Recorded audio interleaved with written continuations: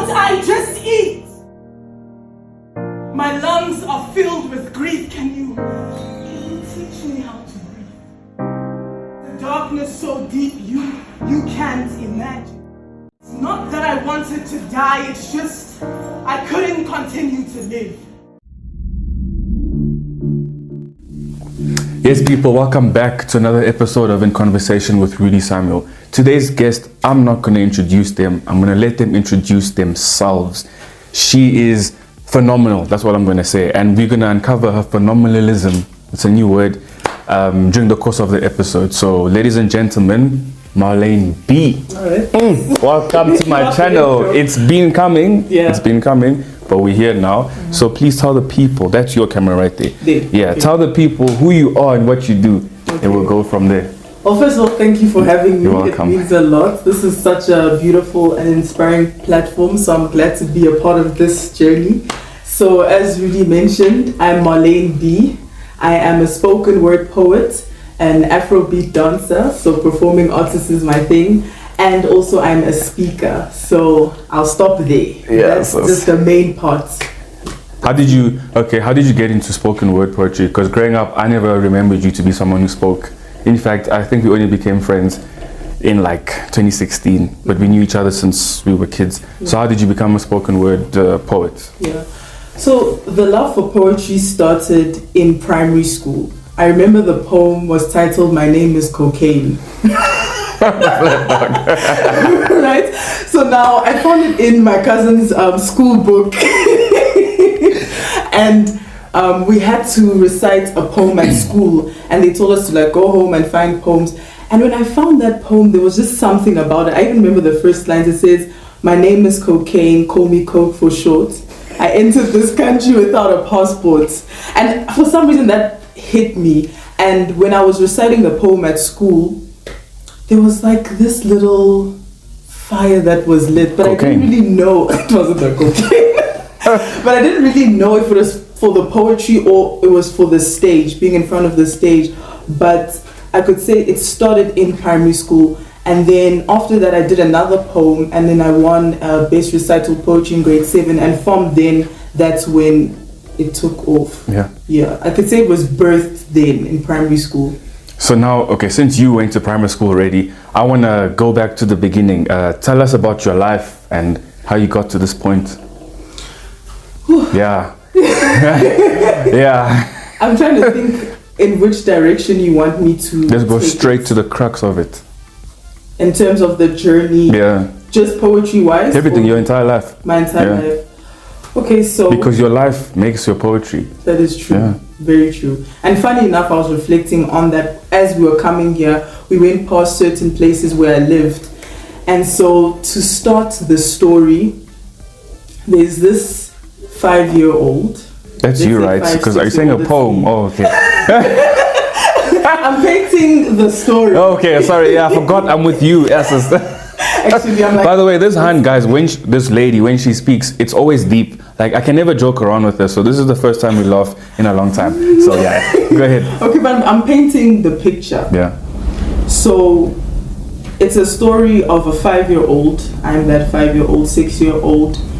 And my dad, biological father, he left. Just like that. Just like that. It was, you know the story. Bro, don't do that. Don't go down that route. I'm gonna go buy bread and he didn't come back. Nah, that's not funny.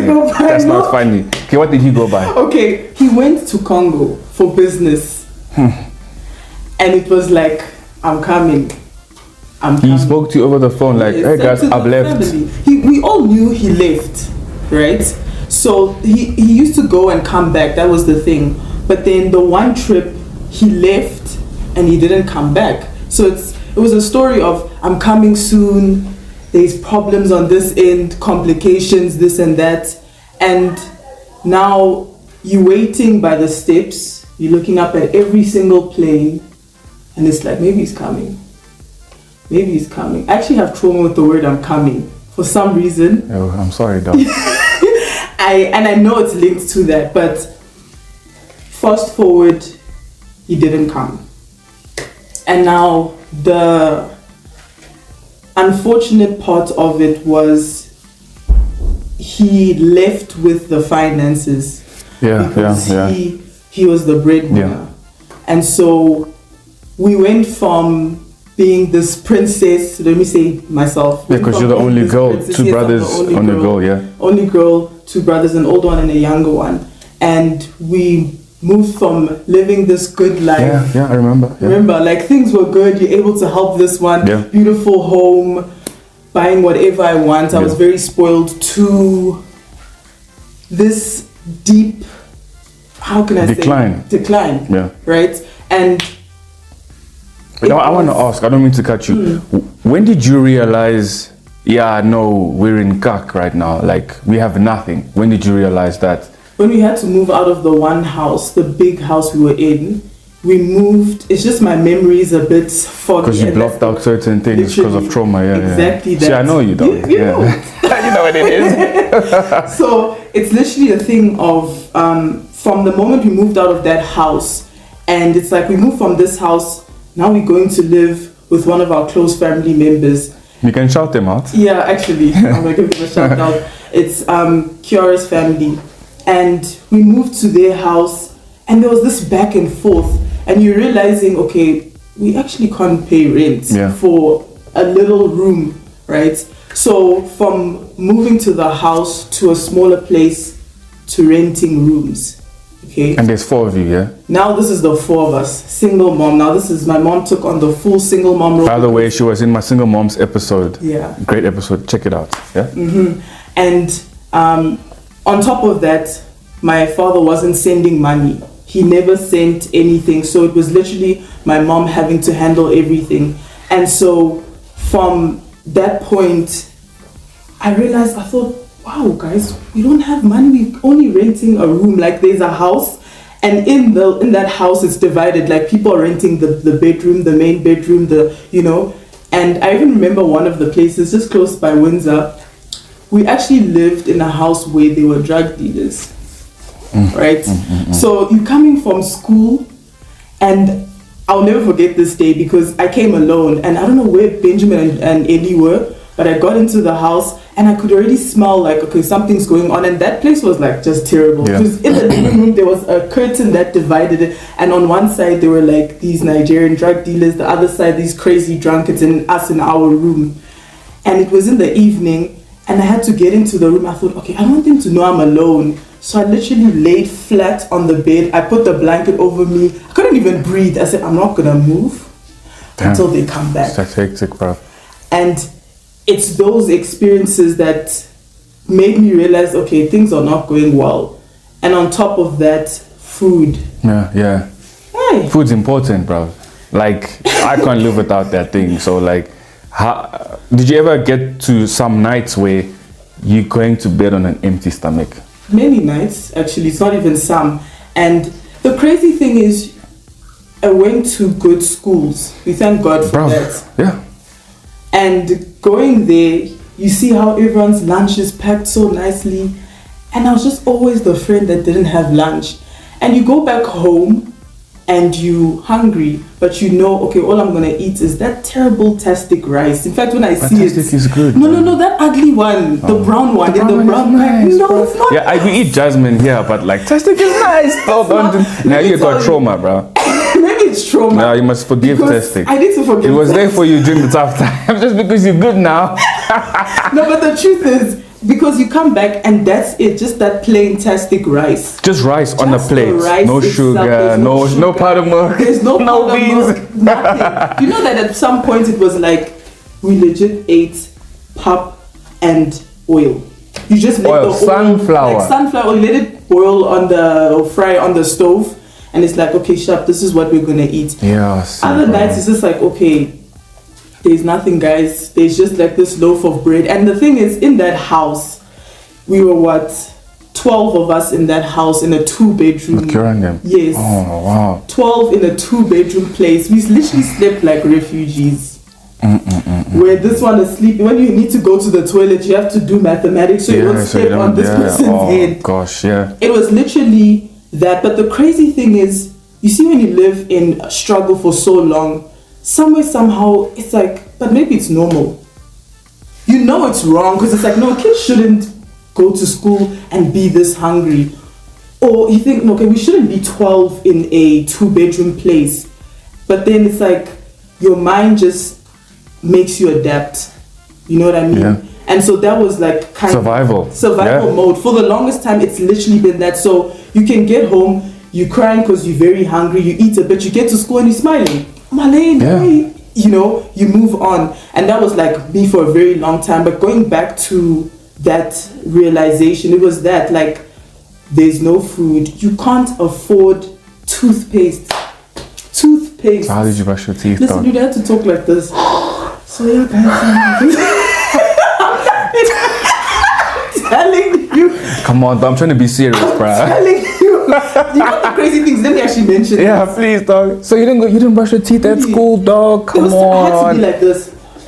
So you cut open the toothpaste and you try You're trying to find what's but left. I mean, 4 other people already tried that, so you just like at this point, let me even put underwater and Yeah. But what I wanted to mention was the humor and laughter we had. Because that's all you had. And the crazy thing is, we would laugh at the fact that we are hungry. Like we're sitting the whole group and we're like, oh, guys, for real, we're gonna eat pop and oil. This is bad. But we're laughing. Yeah. And it was crazy because we always had this joy. That's why even now when I share the story, there's still this slight humor that is there. Yeah. You know, I can joke about it and be like, let me even tell you the other story. Like I want people to understand, and why I say this is because it's like I want people to understand the depth of things I've been through. So it's like the same concept. You see my scars so you can understand what I'm saying is not someone else's story. I'm talking facts. It's my lived experience. And the crazy thing is, I feel like something like poverty is not given as much attention as it should be given. It's mostly on a large scale. Oh, the kids suffering in Africa somewhere. Yeah. But it's like, no, it's your teacher who's writing in class. It's your choir member there. You know, it's your colleague. And that's the crazy thing, is it's so masked by, okay, I don't want anyone to know what's going on. And for the most part, most people didn't. I mean, yes, they had an idea because they could see, like, okay, you know, something's going on, but they didn't know. I was with you every day, and I had an idea because our families are close, but I didn't know, bro. This is news to me. Yeah, this is insane. The story I wanted to share, this one it's embarrassing when I think of it now. I'm like, there was no cream, and I'm thinking it's summer, the legs. Can it be bash? You know what I did? Can it be bash? Don't tell me what you did. Oh no. I took sunflower oil. I said, you see, they're not gonna know. The same one you ate with. The same, not the same one. Same one. As in you pour in a different one. Yeah. And it's like, I mean, they're not gonna know. Sunflower oil. Legit, it was that cry, brother. bad. Really. It's been to the point where, and the crazy thing is, you move from renting rooms and then you go back to the family, the Ngoy family. You go back to the rooms because you can't afford that room. And you think to yourself, I'm even trying to remember how much that rent was, because it wasn't a lot, but even that we couldn't. And that continuous back and forth was just like so unsettling in the mind, you know. And I feel, I remember I was having a conversation with Benji the other day about eviction. You got those notices before? Listen, you get home, but why is the door frozen shut, if I can say? You know, they seal the door. One time we got there, now this is when we were with the Ngoy family, we got there, the door is sealed. We all just looked at the door like this. So you know what we did? We said, let's wait for night to come. Benji was the smallest, so he went through the back door. We basically broke into our own house because everything is inside. Benji went inside, opened the door, we got in through the other side of the door, and we went in. I mean, there's even been a time where we literally slept on the road. How was that? Yeah, you know, it was in Windsor. We got there, and that woman was so wicked. You know, she said, I need to really forgive her. She came at night, and I'm trying to remember how old I was by then. Probably still in primary school for sure. And she got there, she's like, you guys haven't paid rent for 3 months. I'm tired. I have people outside. But now we're thinking, okay, right now it's 8 o'clock at night. What are we supposed to do? And so she told us, take your things out. We literally took everything out, Now you can see my mom is just trying to hold it. Of course, with she's a tears. mom. Yeah, she's got 3 kids there. Yeah. Literally. And we got out. We're sitting literally outside of that place with our things next to us. We just sat. Outside. With your stuff. Everything is there. Like, you're sitting on the little things we had, because we didn't even have much. Not like we had sofas in that place. It was like, okay, you fold the mattress, you put these things down, and we sat. We checked the time, 11. My mom's trying to call someone to help. At that point, she thought there's nothing we can do. We literally sat till the morning. That was the first living on the street. The first? Yeah. How many? As in, like, that was the first and only. Oh, okay. Yeah. You know, I didn't know this, eh? Yeah. I thought I was your friend. That's the crazy thing, right? The hiding part. Yeah, of course, yeah. Though. I feel like it's...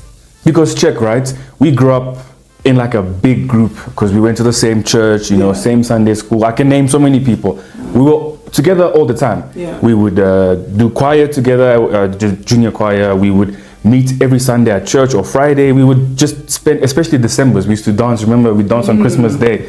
We were always together, and it's a bit tough there, but we didn't know this. So how did you guys mask it so well? And did you ever feel disappointed by the church, by certain people, because of just how life was? Definitely. And speaking about that, there was one point where we lived at church. And I think for me, that was one of the most horrible experiences in terms of socially. Because now you get to church, you're with everyone, you're laughing and talking, and then they just leave. It's quiet. It's quiet. And that church was very big. Yeah. And that the realization hits you where, we, that poor family that lives at church, you know. I remember one day, one of the friend group, in our friend group, the girl was like, Ronel gave me jeans. And she goes, aren't those Ronel's jeans? Like, in front of everyone. And I remember standing there going, yeah. You know? And that stayed with me for a long time. You know, when you realize that people see me as less, and it was something that I had to fight, fight that thought that, okay, you meet someone new and you still carry this perception that they see you as that Marleyne of before, it was like that poverty. You guys, poverty is bad. It's not good, yeah. No, the thing is, you think that it only has a physical effect, but mentally, emotionally, every every badly, badly. Thanks, spoken word. Every negative one, it had that effect. And unfortunately, in the time at with the church and everything, and the people, not even the church per se, but the people around, oof. It always felt like, can no one see that we are suffering? We were young, bruh. And parents keep us from a lot. Our moms are friends, and I would hear here and there, this and this and that, and I would see blah blah blah, but it was never a thing of Rudy, Ronel, sit down. That's what they're going through, because when you're young, parents, they shield you, bruh. They say it's not your business. It's adult stuff, So as a friendship group, we couldn't do much until we started growing up and seeing for ourselves that, like, high school times, because now we were in the same high school. Like, a lot of us were in the same high school, Northcliffe High, and it was like, okay, that's serious now. Because I think you guys had to go down a grade, right? Yeah, so the 3 of you, or just you and Ellie? So all of us started school late because there was 1 year where we couldn't pay study. Yes, exactly. So imagine stuff like that's when I realized, okay, he's older than me by a year, she's younger than me by a year, but she's with my sister, and he's under me. Then I realized something's going on there. How was high school for you? Because we went to, the school we went to, and there were some big ballers there, and there was these trips that we had to do, and there was these things that we had to do.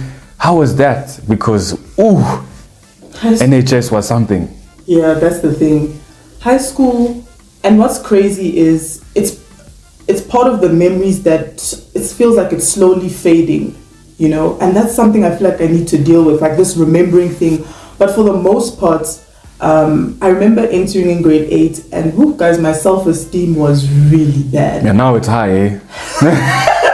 Now it's high. But it was under the carpet. Please drink, dog. You know the blood of Jesus is there. You know. It was literally like under the carpet. And I remember entering there and you seeing all of these kids living this life. And again, you're reminded that I don't have money. My blazer is secondhand. And you know, we had that ceremony at Northcliffe High where you have to come with your blazer. Yeah. I hated it because my blazer was someone else's blazer and it was huge and it was just not it. And going through that journey, it was when we used to catch the bus frequently. And at the time, you're living in you study at Northcliffe, but you're living in Taffontein. So that journey in itself was a lot. Although I liked the bus trips, funny enough. Like that long, I think it was me thinking in that moment. Yeah, you thought a lot in your life, eh? Yeah. You still do, brother. All the time. Relax. But like high school, I feel like it was more emotionally draining, and I paid attention to my emotions. Now you've grown now you know what's going on, yeah. You know what I mean? And I remember I used to chill in the library at breaks because I was like, every time it's me, everyone's eating and I'm just standing there. Lunch was a party, yeah, I remember. You know? Yeah. And people would go to the shop and get things that they need and you're just there like, okay. Until I remember we used to pack me lunch as well. And in as much as you're so grateful for it, but you're thinking, everyone can see that this didn't come from me. And it's like, you know, she wasn't the only one. There were other friends in the group that understood, okay, Marlene's going through something. And the crazy thing is they never addressed it or mentioned it directly, maybe because of the aura I had. I used to be very aggressive and angry, and I had a lot of like this shelter, you know, defensive mechanism type of thing. And so it actually made people not like me much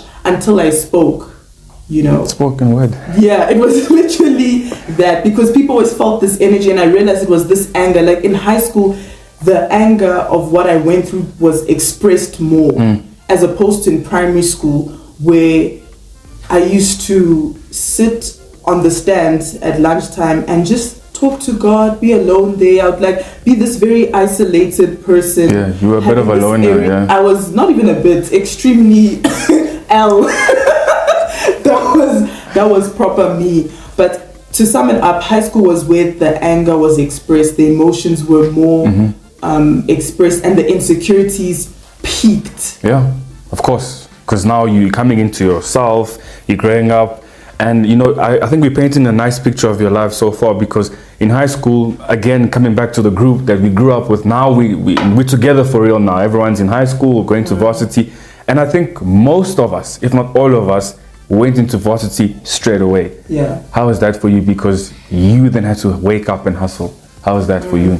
And it's crazy because 2 days after I matriculated, I started working at School and Leisure. School and Leisure, yeah. Like I went to find a job because I knew that I needed to bring money home. That's it's real another now, thing. Yeah. That hustler side. But sometimes when I think about it, one day I say to myself, I know it was like hustling, but sometimes it felt like begging. Because when I look back, that's some real stuff. At times when things are so bad at home, you don't want to ask and say, things are so bad at home, can you... I used to like go to certain uncles at church. I'm like, I want ice cream. And they're like, oh cool, get that. You know how uncles are, they want to spoil you. I'm that uncle. But you're busy collecting those 20 rands, those 30 rands. So you didn't have ice cream, dog? I didn't eat the ice cream. This honey. It wasn't for me. It was for mom. It was for home. Yeah. I was literally where everyone's waiting like, well, you got something like, yep, guys. Because ice cream was big at church after church. Was, yeah, I remember. Those muffins, yeah, things. There's waffles and stuff. Yeah. And it was a thing of you collect all of that money. The money was never for me, ever. And I felt like I had to grow up early. So yes, one side was the hustling, but the other side I felt like it was like a modernized version of begging. A begging that went to private school. Imagine, you know, and your teachers don't know this. Funny enough, in primary school as well, there was a phase where I was very rebellious. And I remember my grade 1 teacher calling me and she said, Marleyne, what's wrong? Is something going on at home? Yeah. And from then, we thank God for feeding scheme at Residale Primary School. They had a feeding scheme program, and that literally saved us. Yeah. At the end of the term, they would have these big bags. But the crazy thing is, you carry these things and you're happy, but it's like a walk of shame because everyone's looking at you like, Bittersweet. you know what I mean? Spoken word again. Exactly. I'm on my game today. You're on your game.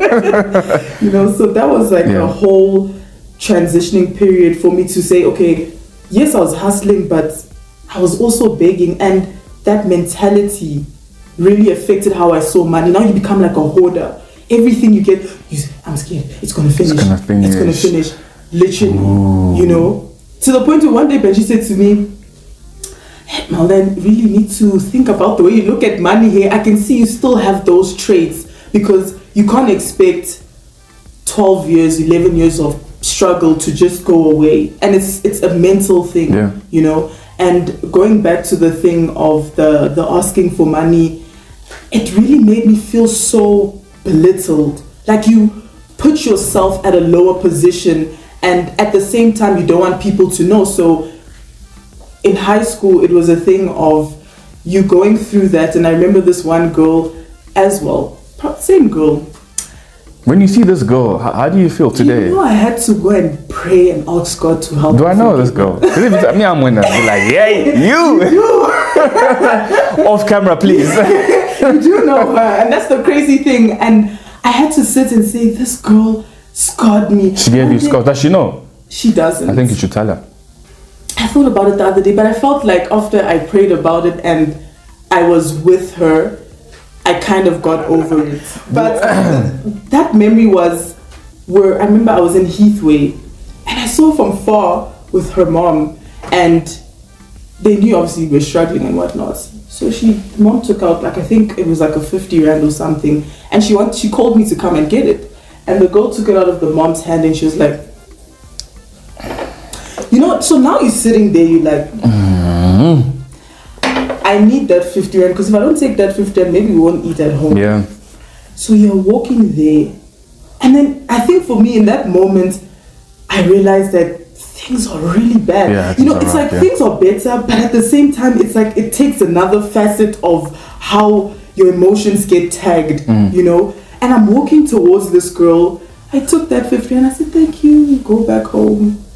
You look at it and you say, is this what life has become? Yeah. So now I understand to a certain degree where the anger came from, because now you see that person, you still smile. You know, you feel frustrated, like, okay, these people, can't they see that I'm going through this? Not necessarily even the young ones, but the older parents and whatever. It's like, did no one know that we're going through this? And now you mask it. I think you were asking me about how I masked everything. I think a lot had to do with pride as well. Now it's the pride we have to fix now. Yeah, that's your fault. That'd be your own fault, girl. Literally, I think it was also pride, and I would put it as that, and just not wanting to share. Even now, I do struggle to share with people certain things. With my mom as well, it took a long journey for me to share with her. And in that time, it was like, in as much as things are so bad, let me put up a front, because I don't want people to feel sorry for me. Yeah. I did not like pity. Oh, Marleyne, shame. I didn't like that. So I think it was one of those things. You don't want people to know that there's that pride that's somewhere there, and it helped with the masking thing. Yeah. But now to recover from that years of masking. Yeah. I want to segue into another topic before we get into who you are, because you are phenomenal. How do you see men? How do I see men? I don't know if you're single or not, and you know, with regards to relationships as well, and what you were going through before a couple of years ago. How do you see men? Because your dad just upped and away and never came back. I'm gonna say a line from one of my poems. I said, I have the tendency to fall in love with things I cannot keep. A familiar reminder of that incident before when you left me. And I realized that with every man I would encounter, they would be at the back of my head, he's gonna leave. So it's not necessarily that I viewed men in a negative light per se, which is quite amazing now that I think about it. Yeah. It's not like I had this thing, I hate men, but it always felt like they will never stay, you know. And I know that it also did affect my relationship with Christ at some point, because it's almost as if there's like this broken communication somewhere, somehow, because we look at God as God the Father, you know. And another line in my poem, I actually want to read it. Yeah, go ahead, bruv. Feel free. By the way, apparently this book, just tell them, please. Yes. So this book that looks very terrible, but has a lot of meaning to it, is my poetry book, and that's where my poetry journey like officially started. And I have the dates here. It is the 17th of March 2022 was when I said, poetry, we're taking you to the next level. We're expressing ourselves. You're making money off of it. Just tell the truth. No, it wasn't even at this point. It wasn't even the money thing Rolls yet. my eyes, bruh. I'm telling you Off camera, now. what did you tell me? Before this point, Yeah. it wasn't even the money thing yet. Yeah, take it back. It was legit. Not Because even her the rate money card thing yet. is here. Yes, okay, so then afterwards as you grow, it's like, Yeah. okay, now we can charge for it. You go, here, girl. I literally wrote down my goals and my dreams and things like that. Like, you can see briefly. You know, this is the first time I understand what lyric movement means. Yeah. Lyric because you poet and Yes. you dance movement. Yes. I'm right now, I don't know. But anyways, go on. Yeah, so I wanted to recite that poem, going back to the dad thing. It makes reference to it. What's the poem called? So the poem is titled Dad Why. So can I recite it? The whole thing. Let's go. I can actually cut it short. Yeah. So it says, have you ever waited for something you knew would never come, but you wait, just in case the truth lies? Dad, why? Did you leave me? Us. Your reasons a Bermuda Triangle. Closure is a lost ocean drowning in your excuses. My sadness is a black sky stretched across the tails of your return. And now I pray with a cursed tongue, our Father who art in heaven. I must learn to say that name. At 5 years old, you can't really remember much. Marleyne, I'm coming back next week. That was his accent. Damn. I thought it was a game of hide and seek until I realized that you were never coming to find me. Like sands in the hourglass, so were the days of your absence. My childhood grew up to love rejection. That's a key point. Yeah, super. You taught me to see myself as a corpse, because who would ever want a dead thing? Yes, yes. Your love reminds me that I am a graveyard that no one would visit. Not even the rain sheds its tears on this tombstone. Dad, my anger is searching for you, a bleeding rage haunted by the ghost of forgiveness. I'll stop there. Yes, yes, but did you write this yourself? Yeah. Yeah. It was one of the It's poems I brute. said at my show. Even the cameraman's crying behind there, bro. It's deep here. Yeah, it was one of my... No, man. So going back to that line of rejection, it's like in my mind, I programmed myself to expect the rejection from every man that I would encounter. Ha. No matter who you are, there was this automatic response in me, he's gonna leave, something's gonna happen, you know what I mean? And the other part where I mentioned, you taught me to see myself as a corpse, where somewhere, somehow, him leaving made me feel like, who would ever want me? Me, dog. Everyone, bro. We all want you, dog. Yo, homie. At that time, I was like, We love you, bro. who would want me? Because it's like, why would he just up and leave? You leave with no reason, so you think if the person who's supposed to love you the most leaves, what about someone you just meet? And then these walls go higher. So for men to get to me, it's a tricky Of course, situation, you know. So generally speaking, my view on men was that they're gonna leave. But now, no. Yeah, now We thank God. you are ready for love. We are ready to, accept love and everything. Yes, there's still, funny enough, conversations we were having yesterday at home where there's this realization that there's a lot of things I still need to heal from in terms of accepting love. I love you, dog. I love you too. Yeah, thanks. Accepting, and really, taking it in. And I feel like I'm at that point where even God expects me to enter deeper dimension with him in terms of intimacy. And because of living for so long where you switch off your emotions, I'm telling you, really, there's times where you swear I feel nothing. Yeah. Absolutely not. Something good happens, you not face. Something bad happens, you not face. That prolonged thing, it's like in this moment, teaching myself to accept love from different facets, not even just romantically, family, friends, accepting it, taking it and bathing with it. So that's kind of like my view. Without getting too much into your personal stuff, your mom has found someone. She did talk about it on that video. In a couple of sentences, what does that man mean to you? Because I think that man deserves a balls. Everything. Yeah. And we never met, but I respect him and I thank God for him and because of you and your mom. Yeah. When you think it had to be him, because it's not easy to love older children, if I can say. Not love them, but accept them, And the way he did it, he understood me. Let me make it personal. He understood me that this child comes from trauma. I'm not going to come here and trend like I'm your dad. Things like that. He didn't do that. I liked it because he started off at more of an intellectual level, understanding me and seeing that and seeing him take care of me and my family. It brought a lot of healing because I realized I didn't have the family picture. You told me, I remember.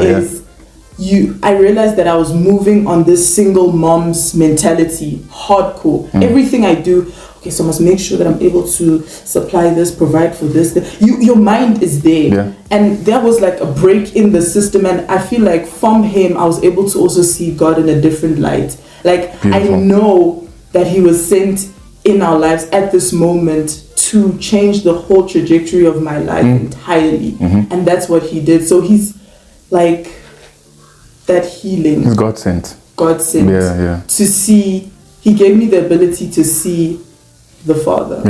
Yeah. Deep.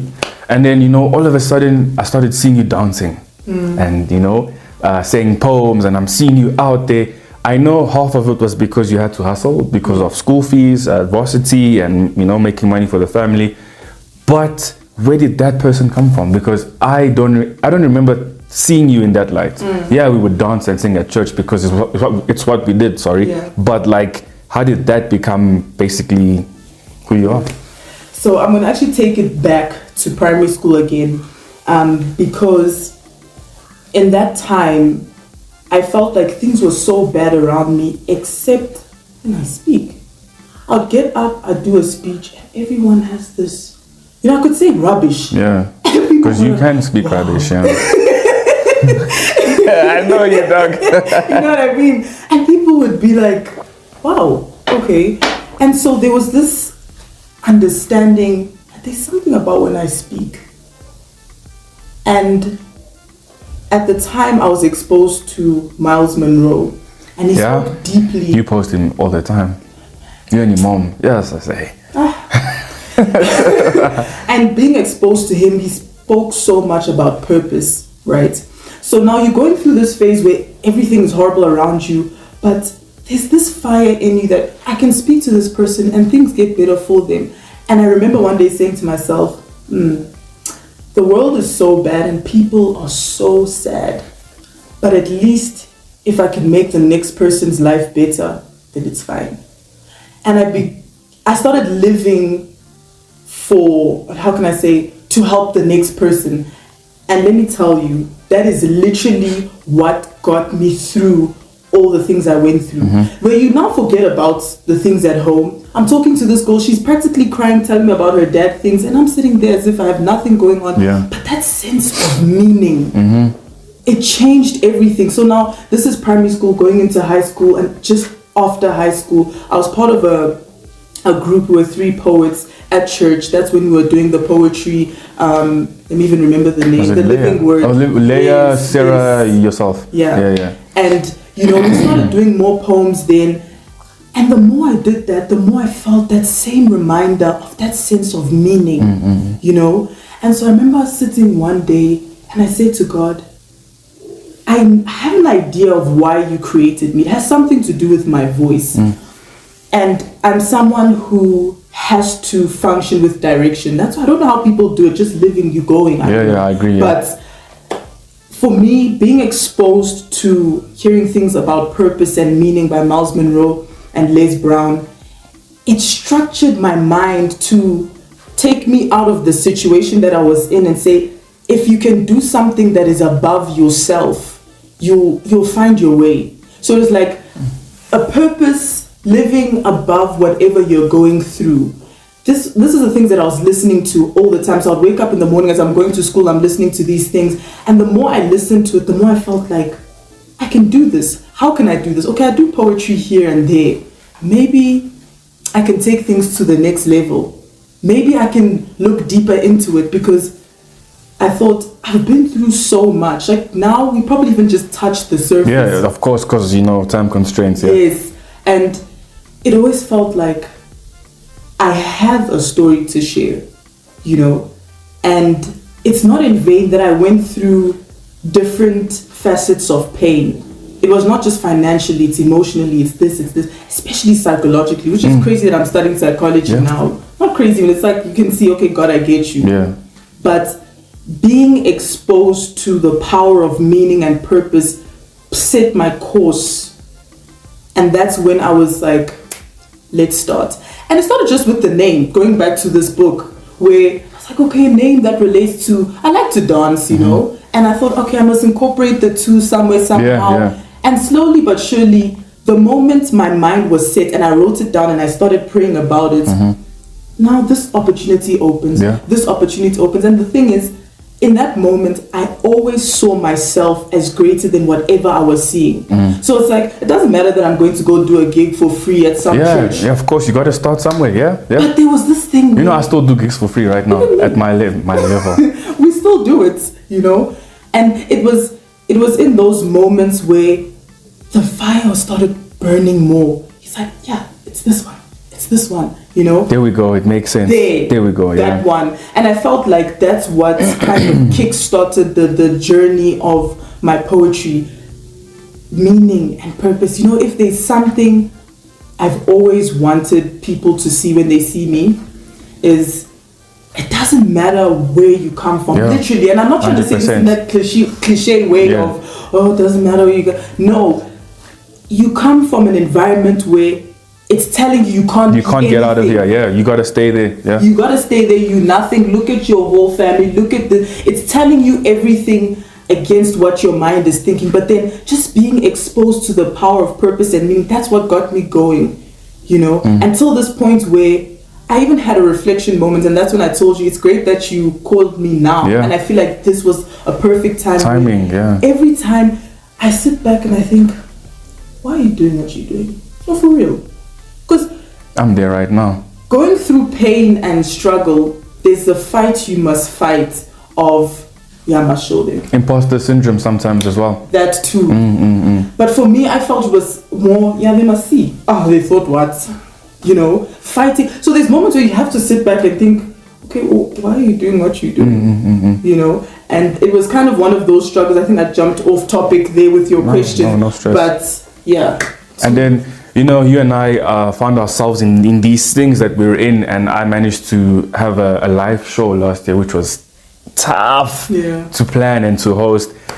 And then you just had an amazing show. People were crying and people, you know, talk to us about that. What happened? How did you get to planning a live show? Did I inspire you just a little bit? Yeah, I hope so. Of course, I should even tell you, because I remember I was sitting down and planning what I want for the year.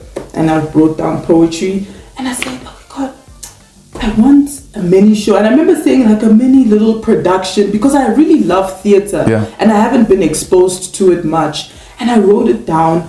And the same day, let me even say an hour later, that's when Poetry Media called me. And they said, we're having this thing at Joburg Theatre. We're giving artists a platform. I remember you were posting it everywhere. Yes. Yeah, I remember and that. they said, here's your platform.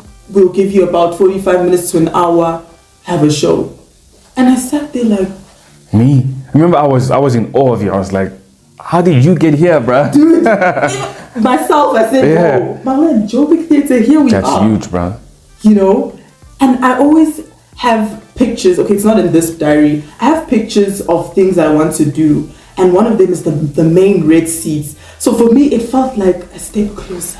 Lyric theater. You know? It's coming. It's coming. Yes, sir. You know? It felt like... I remember sitting there and thinking, is this really my show? You know, you think maybe I'm going to share it with someone else. Maybe it's like, no, it's your You're the show. headliner, yeah. You're the headliner. And do you want me to explain the whole process? Let's go. How did you get to the production day? So, even with the topic, I remember praying about it, and that's something I want to mention.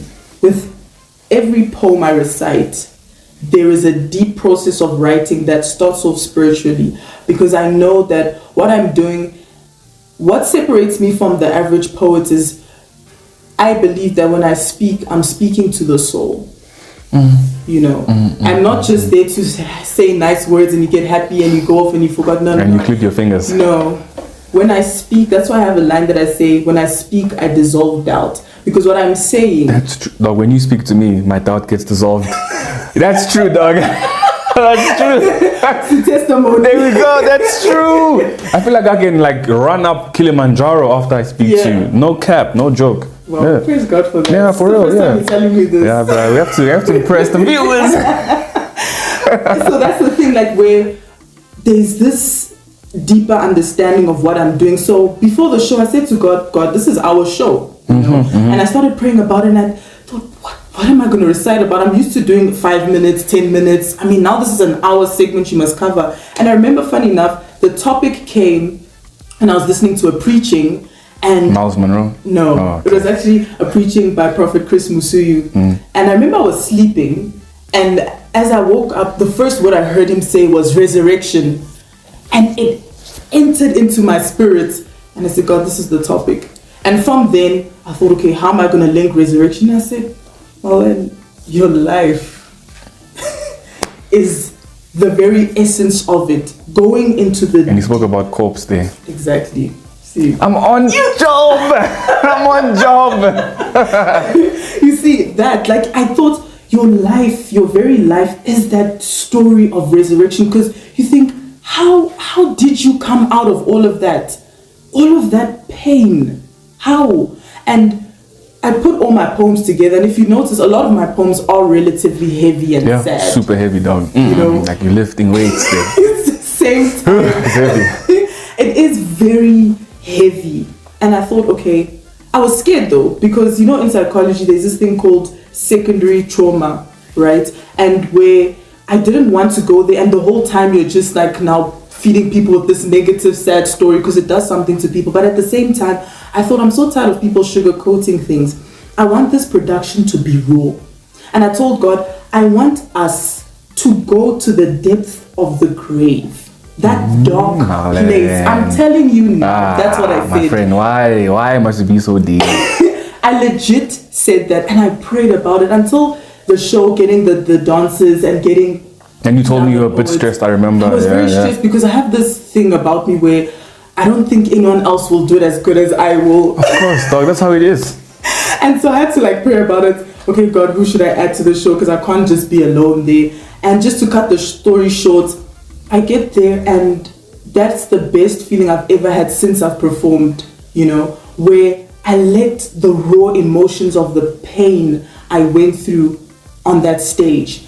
I cried for real. Yeah, it's not not the acting video you put. I was like, how did you get to cry so deep? But the funny thing is, I had very sad music in the background, and what the thing is, my mind is when I think about something deeply, I can feel the emotion on my body. You're weird, bro. I am very weird. I'm so sorry. You're so weird. I love it. You're so I weird. feel like the greatest artists have to be weird and crazy. Am I weird? You are. For real? Yeah. Okay. You have to be weird. Otherwise, To be great. Yeah, So if you're not great, the thing is, especially tapping into that dimension of genius, you have to go in that side of your mind, and that's what happened.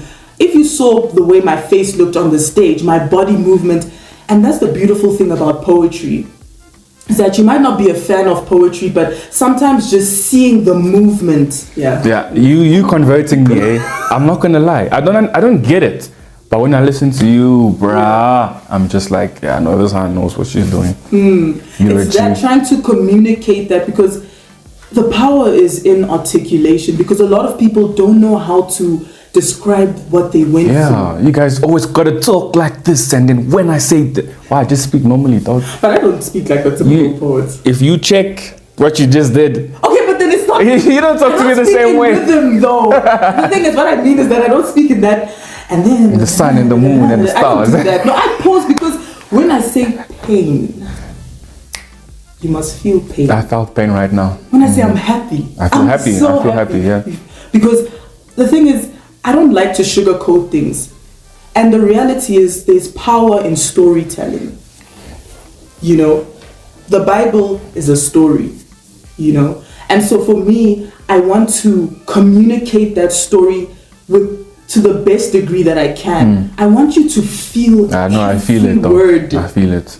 Because it's a lived experience. You know, it's one thing to hear someone say, you should do this in AB, and they never went through it. But when I'm telling you something, when I'm sharing a poem, I'm speaking truth. I'm not there to say fancy words. It's almost how I saw my words. I said to God, the words I speak is not of me, but of the Father. So when I speak, it's like someone's listening to Jesus. That's literally how I view it. Because you know what Jesus took you out of? He took you out of places where you're ready to end your life. Yeah, for real. Resurrection corpse. Literally. I see what you're doing. You know what I mean? And that's why this play was very deep. And I'm going to do a little series to explain certain poems, because it has different topics, you know. And the response of people was actually amazing, where people did cry, as you mentioned, men, women, like people were crying. So they came back and said, I never knew I felt that way. This mom came to me and said, I never knew that I didn't forgive this person until you spoke. And I did mention things about forgiveness, but then the beautiful thing about poetry and spoken word poetry and storytelling is you can relate to it in your own way. And when it's true and authentic, and you let your scars show. Yeah. And the thing is, I remember reading this quote where it said, people's ability to discern truth is unbelievable. So I allow myself to be vulnerable so that you know, okay, it's possible. It's possible. No matter how deep and dark it is possible. And that's what Resurrection was, coming out of the darkest place. There's a line where I said, the light does not reach this place. An abyss of shadows where the sun hides its face. Where light doesn't reach that place, there's power to come out of it. And that was the essence of what Resurrection was. And I bless God for it. Yes, bro. You're I don't have words for you, bro. Like, you're at school now, you're almost done with your degree, and you want to go further and further. That's also a story. You get paid to do what you do now. Yeah. From fighting for 20 rand and 5 rands, you get paid to do what you do. 10 cents. Even 10 cents at the time, it was still valuable, you know. You're a dancer, like you've done so many gigs. I remember when I started emceeing, I think my first couple of shows was a beauty pageant, and I think you were dancing there. I'll never forget. I think you were with Sitle, and we kind of started at the same time, and just seeing us do what we do and how we do it is such a good thing for me. I'm so proud of it. And you know me, I love the people I grew up with, and seeing us in our own ways doing what we're doing is amazing. But your story, you were not meant to be here, but you're here now, and it's like, how much further can you go? Because you're far. How much further can you go? What's your limit? Are you limitless? Yeah, there is no. You know, I love my how can I say? You know when Moses went up and he was praying for the war with the Israelites, and on one end he had someone holding his hand up. I feel like you have to have things that hold you up to keep you going. And for me, it's the things I listen to. So the Jordan Petersons, the Les Browns, Miles Monroe, the whole community, where I remember Jordan Peterson was sharing something about goals. And he said, you should never have a goal that you can actually reach. Because the terrible thing is, you get to the goal and it's like, oh, okay, well, next goal. Next, yeah. You know what I mean? And he said, he mentioned something about having a goal that evolves. So I said to myself, well, what is your goal? Generally speaking, there's many little ones. And I said, well, it's for every person on this planet to hear my story. I don't see it coming to an end. I'm putting it into perspective. You know what I mean? Where there is something that I'm carrying, that I'm giving birth to, and it must be planted as in seeds to every individual on the planet. Because I believe the seed that I'm planting will change and do something in that person's life. You know, just like when Jesus said, the words I speak is not of me, but of my Father, you know. Yeah. And so when I say limitless, that's genuinely how I feel. I don't feel like I'll ever get to a point to say I'm good. There's always going to be someone who's going to hear a different word. And because there's an evolution to my story, that means there's an evolution to the goal process. Like there's always something that needs to be said. I view myself as, well, I say, a voice to the voiceless. There will always be voiceless people. That means I'll always have something to say. We'll have gigs. Thank God. And the great thing is that sometimes it's not even just my voice. It's hearing a story from you that maybe this person won't be able to share their story, but I'll go through and share that story with them. Because I love hearing people's stories and writing about it. And getting into it, you'd think that it was my story. So you don't set goals that you reach. Have this continuous thing, and going back to the whole aspect of purpose and meaning, something above yourself. It must be greater than what you could ever imagine. Because I remember someone saying, if it's something you can do, it's not God. If it's something you can't do, it's God. The way I see myself, if I tell people now, they'll laugh. Think, they say, this one, it should be crazy. So, we've been new. We knew. You know, like I can honestly talk the whole day to you and about you, and I can get into a lot more things. I spoke to 3 people, Benjamin, Life, Dido, to help me, you know, come up with a concept for this. And some of the questions I didn't even use because there's so much to uncover, but I've got to end it. And I hope I've done your story justice, because this platform exists to tell stories of the people around me. I hope I've done your platform justice. I hope I've done you justice on my platform. I'm one of your biggest fans. You know, I tell you all the time, I'm super proud of you. We grew up together, still gonna grow together. And I honestly wish you nothing but the best. Like when you're out there at Lyric Theatre, Gojiv City, when you're gonna be, I don't know, wherever in the world, we will be there, you know, we will be there. Yes, I wasn't at the last one because whatever, but I'm always right behind you. And I hope that someone new can get to know you through this video and you can change their lives. But go higher, bro. Go higher. Like you're fantastic. You're amazing, and God bless you. And guys, thank you so much for watching. I hope you guys enjoyed the episode. I don't know what else to say, so don't forget to like, share, subscribe. Shout out to the cameraman, Mr. JB Media. He changed his name. And guys, don't forget to, you know, check out my past episodes. I've done so much work. Like I've got 72 videos. Guys, show me love. Let's grow. I'm at 1.4 subs. I want to get to 2,000 right now. And please follow her on Instagram at... Yes, so it's Marleyne _ MARLEYNE _ and we're going to put it down there as well. So yeah, guys, thank you so much for watching. I'm your boy Rudy Samuel, and I'm signing all the way out.